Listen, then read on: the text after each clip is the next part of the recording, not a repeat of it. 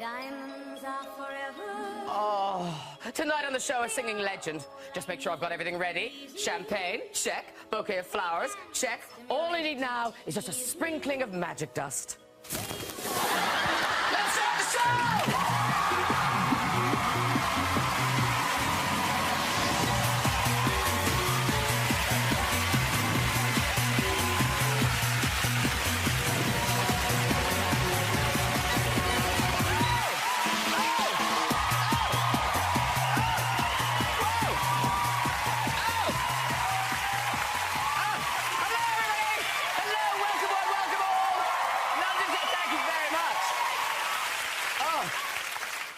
It's like I've got show business dandruff. It's right, what a show we have for you tonight. We've got a very special visit from the legend that is Dame Shirley Bassey, everybody. Dame Shirley Bassey. Comedian, children's author David Walliams is here. Yes. One of Britain's funniest actresses, Tate, is on our show. Director, writer, star of the IT crowd, Ayoade is here. We've got music from the wonderful Annie Lennox, everybody. Oh. Good, isn't it? Good, good. It's good. I say it's good. Now, Dame Shirley Bassey, such a big star, she's even been asked to launch a ship. Yes, she has. Here she is with the champagne when she thought no one was looking. My kind of guest, ladies and gentlemen. Now, Shirley is known for her glamorous stage outfits, like this cape, or this cape, or this cape. Great look for a glamorous woman, less so for a man, I feel. Hey, big spender! Shirley has had so many distinctive hats over the years. She really has. Where did she get all those feathers? Hey, let's get some guests on! Later, we'll have music from Annie Lennox. But first, I'm in with the RT crowd. It's Richard Ayoade.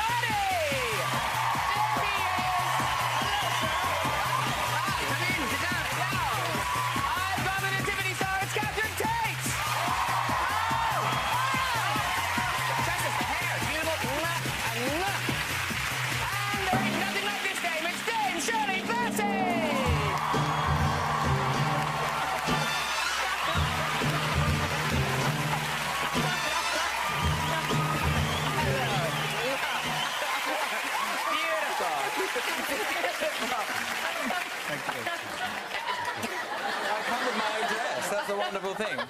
Can you... I know the way you've got, like, sequined skin underneath the head. It's beautiful. Should I help you out? Please, could you? There you go, darling. By the way, if you just tuned in, Dame Shirley Bassey really is here. I promise, she really is here. She may have left after your jokes about it. No! I'll dump that down there. And you want to take your wig off? Thank you very much. I'll put that down there. Oh, look, they're dragging the thing away. There you go. So, no, Dame Shirley Bassey really is... She will be here. I promise, I promise. Now, clearly, you are a Dame Shirley Bassey fan. Oh, huge. Well, we all are, Absolutely. aren't we? Richard Ayoade, what is your favourite Dame Shirley Bassey song? Oh, so many. I was just indexing them before I came out, and I really couldn't decide between... No, I must force you to. OK. Must you force me? I must. OK, all right. I will say, I Want to Hold Your Hand. Which I think she didn't cover, but maybe did Goldfinger. Yes. Yes. That's a true fan choice. Very good. Well done. Thank you. Yeah, but you really are a fan, Catherine. Oh, yeah, totally. You've seen her in concert and everything. I've seen her in concert, yeah. That's a fan.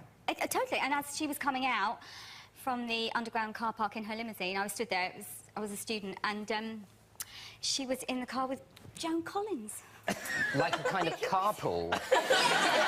They were both dogging in the car park. Now, look. What have I done? What have you done? Shut up.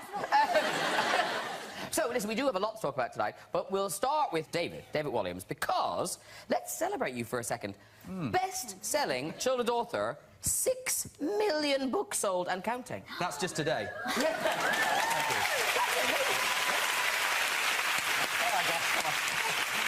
Come on, guys. No, but isn't it like J.K. Rowling than you? No, there's Jacqueline Wilson. Oh, who reads those anymore? A lot of people, very, very popular. A few other people, but yeah, it's been great because they've really taken off. And this year, suddenly with Christmas coming, there's one for younger readers, The First Hippo on the Moon. Have you read it? Not yet, actually. It's not very long. You could read it now while we wait. Then you could ask me a question. Is it about a hippo going to the moon? It is. Yes, I thought it might It's be. about the first hippo on the moon. So is that for kids to read about themselves or to be read to? Well, you can choose. I'd say sort of 3 upwards, that one. OK. But it's very nice to share. You know, I'm a parent now, and we're all parents, actually, sitting here. Yeah. And it's a lovely thing, isn't it, to read to your child? It's a very special thing. Now, Richard, how old are your children? They're young, they're babies, aren't they? 4.5, and one is nearly 2. But now, why do I feel Richard Ayoade is not sitting on a small stool beside the bed reading The First Hippo on the Moon? Oh, right, I thought you just were going to say fertile. Would have been a legitimate concern. Yeah, I mean, we read Crime and Punishment, generally. We're working our way through the Russian classics. And, some of them are heavy weather, but it's both our time. That's the way I look at it. It's not just about them. Let's both get something out of this transaction. No, I like your parenting idea. Yeah. But for children who can read, well, not even children, some 9 up? 8 to 12. 8 to 12. This is your newest novel for them, Awful Auntie.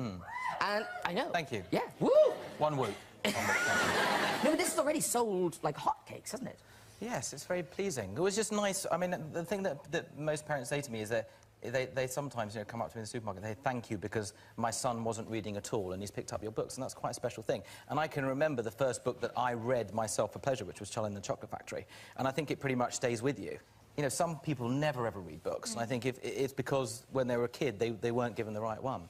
Well, it's like, you know, people talk about, I remember, like, Enid Blyton, like, actually staying up and reading it with a torch. You know, you never did that with Crime and Punishment, did you? You know, you never thought, oh, I can't wait, I must read it all night. It must be candlelight. That's the other thing I enforce.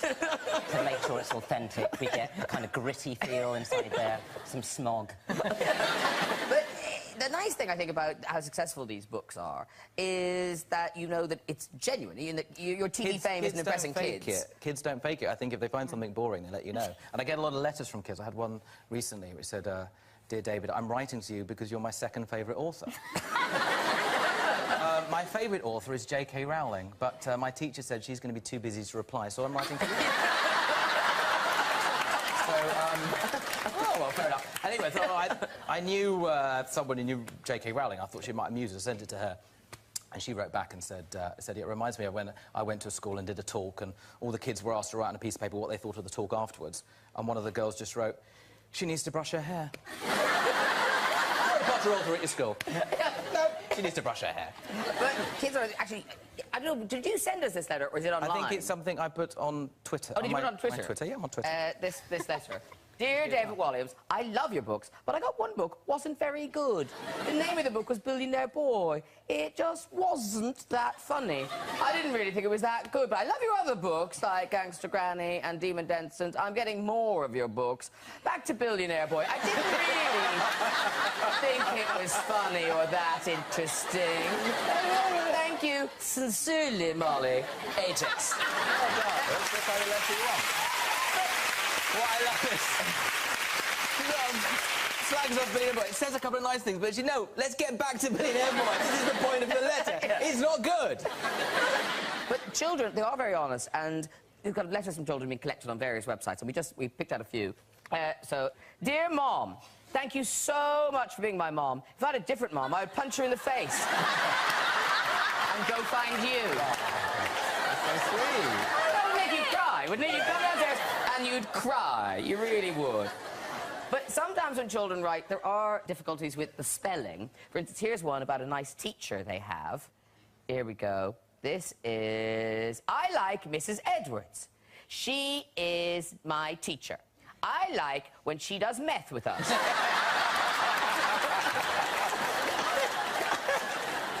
But sometimes the spelling is so off, you're not really sure of the meaning. Here's another letter. Dear Ms. Karen, I'm sorry that you feel off your dick.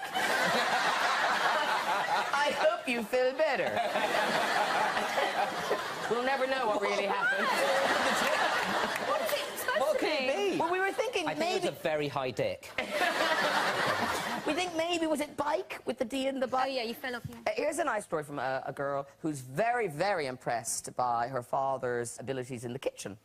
But sadly, she's got a little wrong, where she goes, "My dad is the best cock ever." Mind you, she hasn't helped things with the picture she's drawn. Yeah. Well done, all the children. Very good, very good. OK, next. Talking of children, ladies and gentlemen, what child in the land will not want to go to see Catherine Tate's new film? We're on to you now, yes. Christmas film, Nativity 3. Nativity 3, what's the title? Dude, where's my donkey? Thank you very much. Full title. Yeah. Yeah. Now, it's out on the 14th of November, and in this, you are the love interest. Everyone wants a piece of you. Totally, yeah, they do. Yeah. Yeah, baby. It's kind of a, it's a love triangle, but for children. Yeah, I mean, it's... Yeah, it's, I haven't sold that very well. You go. It's really, yeah, no, that would put people taking their children off. No, it's really, it's like, they're like a franchise of films, these films, aren't they? They keep coming out. Well, there's been 3. I know that. And it's based around a school. Martin Clunes' character in it, he comes in to be the new teacher. He gets kicked in the head by the donkey and loses his memory. OK, this is a Christmas film. This is a Christmas film. And he's supposed to be marrying me in New York, but he can't remember. He can't remember his little girl who wants me as her new mummy. Of course. Of course. Because her mummy died, and that's sad. But it's OK, because it's Christmas. Crime and Punishment seems quite light going now. Was that death anything to do with the donkey? No. Then they adopted 2 and they died.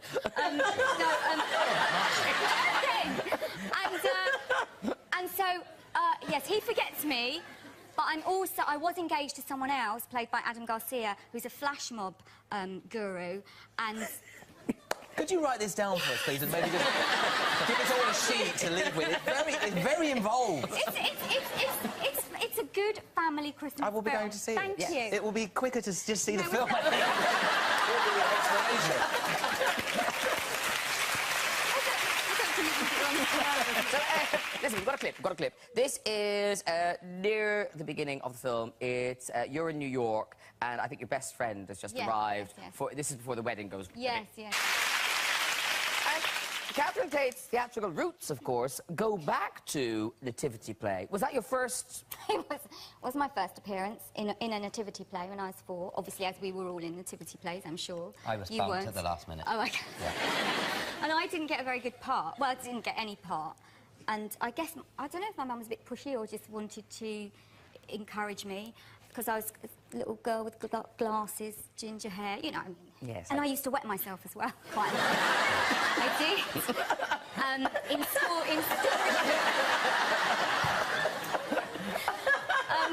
Did you mean to? Do you know what it was? I completely remember... I used to wet myself. Yeah. I used to sit there in Story Corner, and we were having a book read to us, and I remember thinking, oh, it would be really embarrassing if I asked to go to the loo. Not thinking how embarrassing it would be once I wet myself and say, I've wet myself. And then they go, Miss, Catherine's wet herself again. But yeah, I used to wet myself. It's so much so that the teachers used to have spare pants in the drawer for me. This was in 6th form.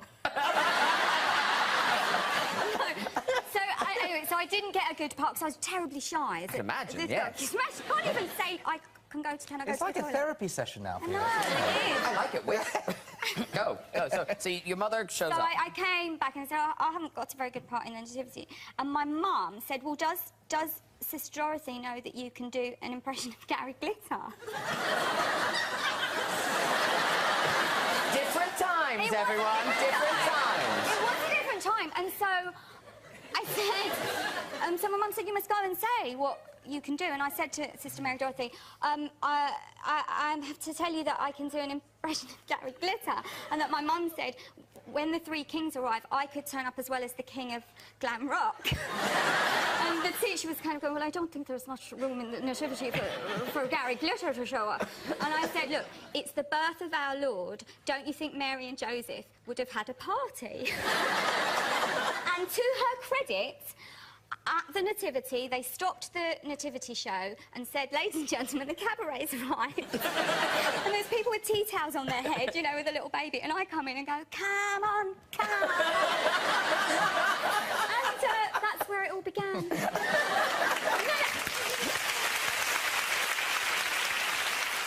And then, of course, I wet myself. Come on, go. Now, listen, everyone. If you like Richard Ayoade, and who doesn't like Richard Ayoade, then... No, stop. I was genuinely asking you. Then, ladies and gentlemen, you will probably love Ayoade on Ayoade, a book by Richard Ayoade exploring the work of Richard Ayoade. Is that correct, Richard Ayoade? It is. Yeah. How do you describe this book to people? Well, you know, it is a joke. The fact that it is so... Yeah, I labour that joke.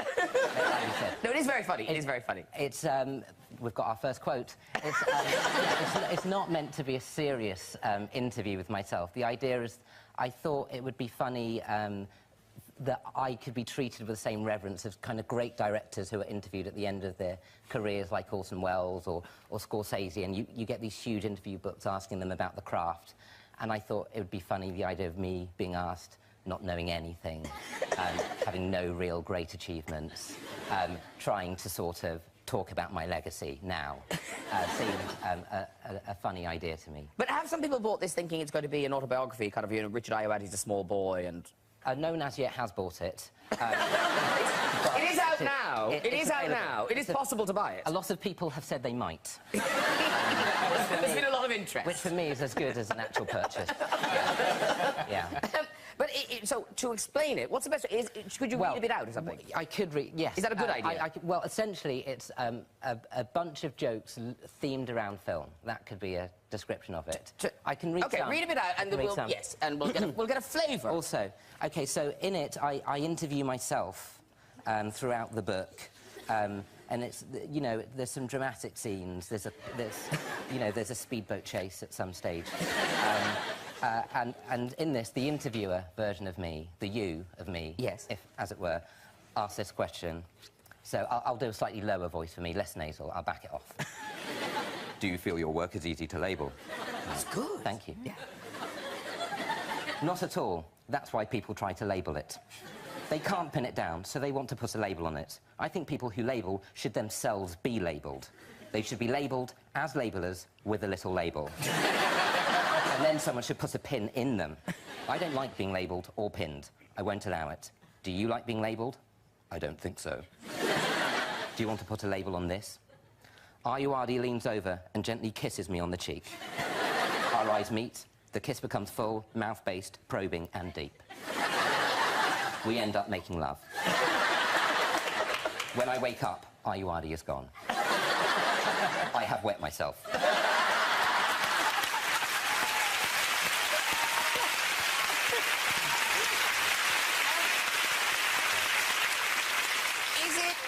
That didn't happen, by the way. Sort of did. Well, the book's a love story with myself. But is it weird being on a chapter like this, selling the book? Because one of the things in the book is how kind of silly interviews are. Yes, I'm not a brilliant salesperson of anything to do with me, which is a suboptimal position to put both of us in currently. And I must apologise. I mean, really, primarily to you. Interviews are weird. Like, David, what are the questions that make you roll your eyes the most, that you kind of know that you're going to be asked? And you think, well, for the last year, it was mainly questions about Simon Cowell's baby, and I became a sort of spokesperson for Simon Cowell's baby. And it was kind of boring. What do they want to know about Simon Cowell's baby? Basically, the question I got asked was, have you given him any parenting tips? And that's all I basically got asked for about a year. And did you have an answer? I just told him, look, you're going to have to change Louis Walsh's nappies one day. You might as well change your babies.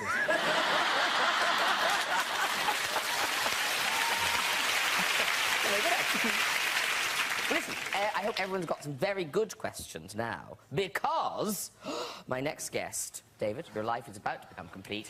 Ladies and gentlemen, please welcome the actual Dame Shirley Bassey!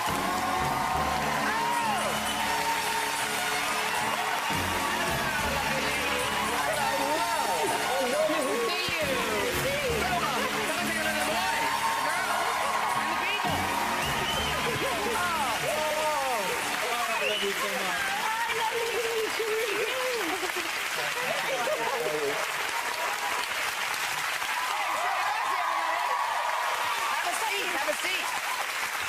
Oh. How nice to see you. It's lovely to see you. I haven't seen you forever. Now, David's been talking about how much he loves you. Oh, yes. Oh, and I love him, but he's married. But we've been in love forever. Well, I've been in love with you then since... he got married. And That was cruel. it's very cruel. But now, I because didn't know you were available. When you kissed me, you didn't know. But we weren't sure. Get a room. But now, we weren't sure whether to mention rock profiles that David and Matt did. We didn't know whether you'd like that or not. Here's Shirley. Well, their version of Shirley. There she is. And who are you Tom Jones? I'm Tom Jones. He doesn't have the range. There was a wonderful documentary on you in the 90s, which was, it was the time you were working the propeller heads, and it showed you Monte Carlo, and we watched that documentary, and it's one of the things you say. You say, have you heard Tina sing Goldeneye? And you say, she doesn't have the range. You said it. You said it first. Oh, that's a lie. I love you, Tina. You're not doing it at... no, you're not, are you? Not at the moment. Not at the Royal Variety Show. I'm going to miss you. I'm really sorry, because I would absolutely love to be on stage with you at the Royal Variety, but I've got to be in Norfolk. I'm in Norfolk filming, and they won't let me. If you sent a private jet or something, maybe I could do it. I could, but his wife told him no. That bitch.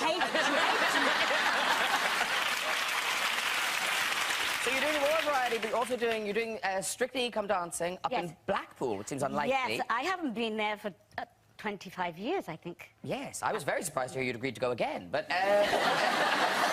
did they tell you it was Blackpool? They just say Strictly Come Dancing. Yes, Lovely, yes.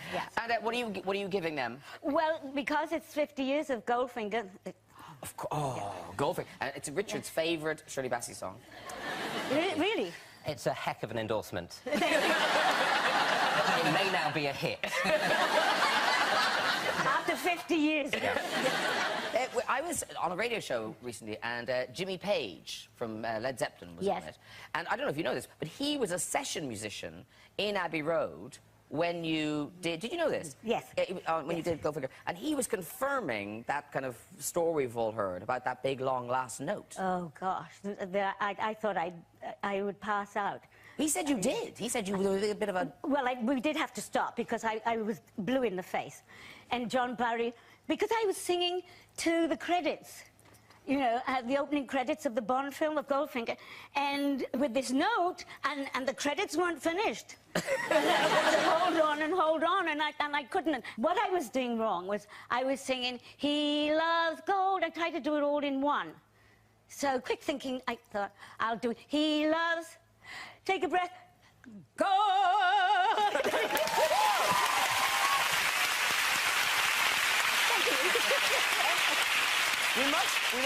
Enough past stories and future things. We must talk about the new album, Hello Like Before. And this is, it says that it's your favourite songs. And I noticed that Goldfinger is on there. Well, it's songs that I've always wanted to do the moment I heard them, and I was never allowed to do because... You know, always the record company said, no, that is not you, that is not you. So finally, Sony said, would you like to do another album? And I said, only if I can do the songs that I want to do, you know. And they gave me carte blanche, and I just hope everybody will love my choices. No, there's some fab like MacArthur Park's on there. And Sting's, I'm an alien in New York. Yeah, I mean, it's fantastic. And, of course, on the Diamond theme, you do Diamond's Our Girl's Best Friends. With Paloma Faith. And, in fact, they've sent us a little clip. This is you and Paloma in the studio. It sounds like you look like... Wowza! Thank you. And I know you're a big Sondheim fan. You do... Is it I'm Still Here you do on this album? Yes, Absolutely. yes. Well, someone else on the couch will be performing Sondheim very soon. Hello. Oh, really? Oh, yes, I read about that. Have you started rehearsing? We have, yeah. And I've never sung on stage before. So I thought it would be a good idea to start with Sondheim because I heard that Sondheim writes for actors and, you know, it's not the kind of glitzy Broadway, ha-ha kind of thing. It's quite difficult, isn't it? It's called Assassins, and it's about the 9 people who tried to assassinate, successfully or not successfully, various presidents of the United States. And I'm playing a lady called Sarah Jane Moore, who tried to assassinate Gerald Ford.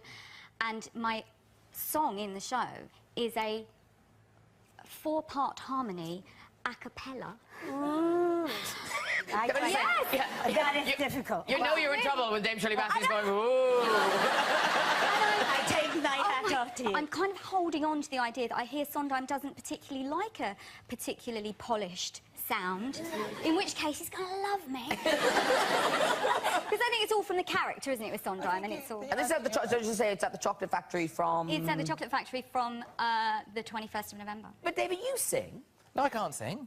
But I thought Moonraker, you sing Moonraker, don't you? Well, to myself. But don't you know all the lyrics to Moonraker? Well, I know some of the lyrics, I think. Where are you? Why do you hide? Is it the moonlight trail that leads to your side? And the moonraker knows.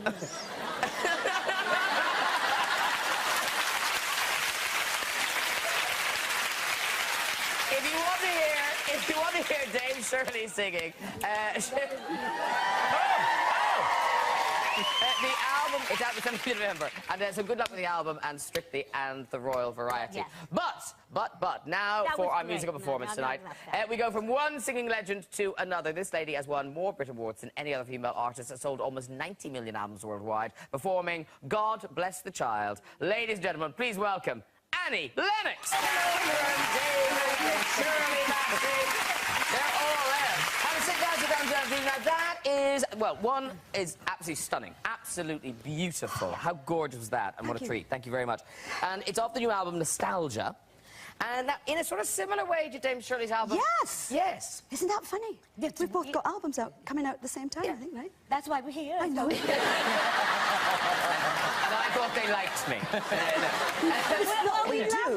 We do. No. But We love you. But you've gone back and you've found these songs that you know you've never recorded before, and you've never. That's right.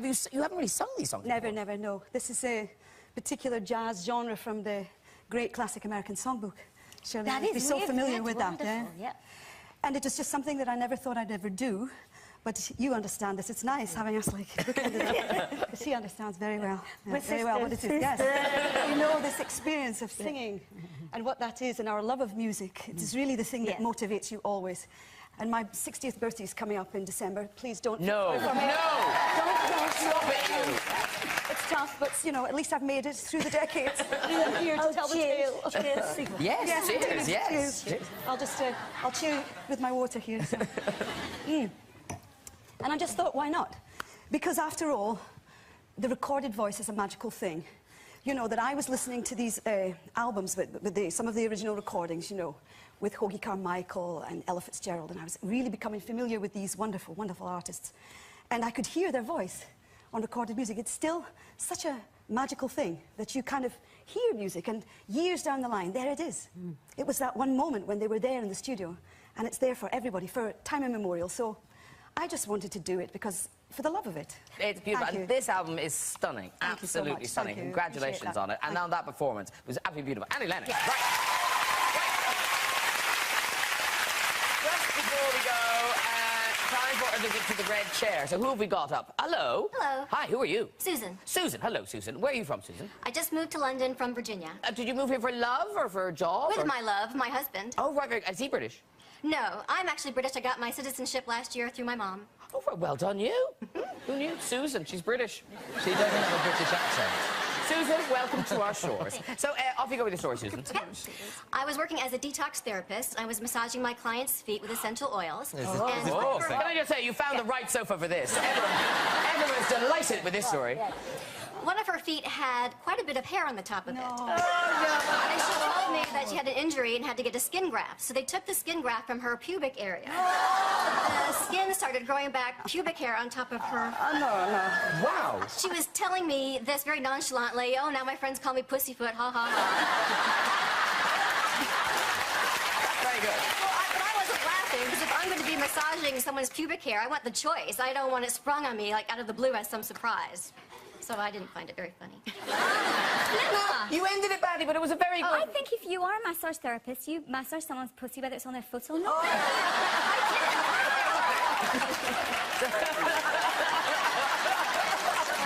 So are you saying flip? I meant massage someone's foot, not what I said.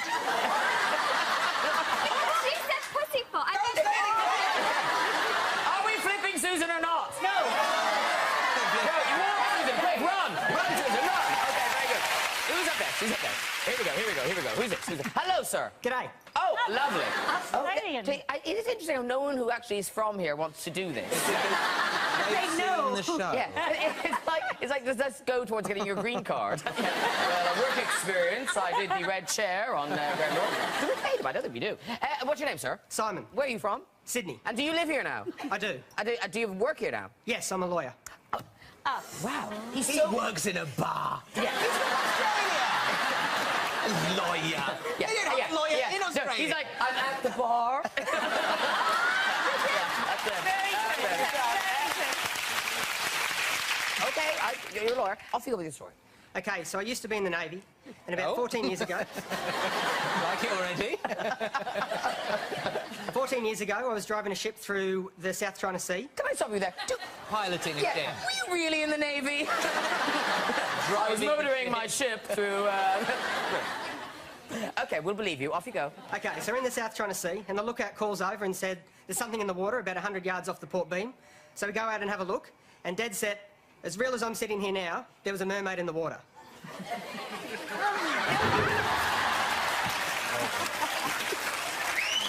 No one likes a liar. That was going to be a really lame joke, wasn't it? Maybe he was just saying he wasn't really sitting there. Maybe he's flipping reality. Maybe we're in the Matrix. We just flipped him off. Okay, one more. Let's see if this person is sane. Hello. Hi. I have my doubts. What's your name? Nina. Sorry? Nina. Nina? Yes. Like an ambulance. Very good. And where are you from, Nina? Manchester. Manchester! Yeah! Finally! Finally! UKIP rally, what's going on? Finally, a decent British person. These soils. Yeah! In our like red this chair, chat. telling British stories about the British people. Getting Yeah. kicked off in a red chair by an Irishman. The way this country's been run for years. Nina, sorry to hold you. Now, off you go with this story. Okay, when I was 20, I moved to Spain, and I was really keen on learning the lingo. Obviously, the first words of Language, as you call it. Sorry. My colleagues started to give me words of the day. So one day, my word of the day was chicken. So we go to the supermarket. I'm very confident in ordering chicken. I give my order to the butcher. Everyone starts to laugh around me, and I'm like, why are you laughing? My friend next to me is rolling around on the floor laughing, and he told me I'd got the word chicken confused with the word penis. I can only apologise, James Shirley.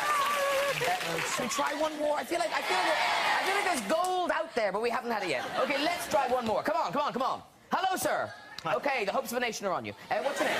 My name's Paul. Paul? Yes. And where are you from? I'm from Colchester in Essex. Colchester in Essex. And what do you do there? Well, I don't work in Colchester, I work in Chelmsford, but I work in retail fashion.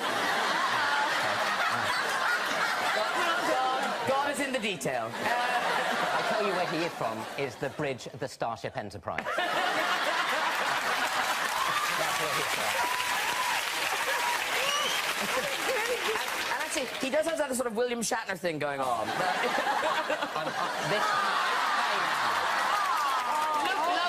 You look lovely. Off you go with this story. I was working on what was a fairly short construction job at the local zoo. And... Stop it! Jean-Luc Picard is talking. on a fairly hazy morning, I was holding up steel, which I didn't manage to keep hold of, and it slipped from my fingers.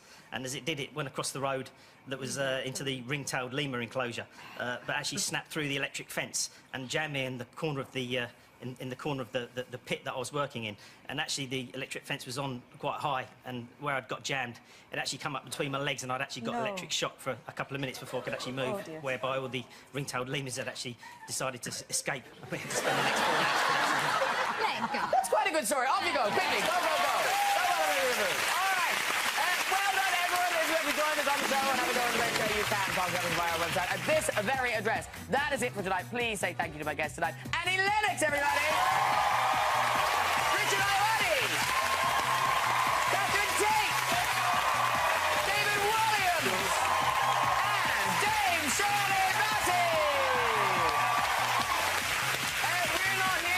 It's children in need. So join me in 2 weeks' time with pop star Ollie Murs, actor Jason Bateman, the mighty Dame Judi Dench, and the one and only Jennifer Aniston. I'll see you then. Good night, everybody. Bye-bye! The Prodigal Brother returns and secrets rip a family apart. The Secrets concludes next here on BBC One, while over on BBC Three, there's over an hour's worth of Family Guy.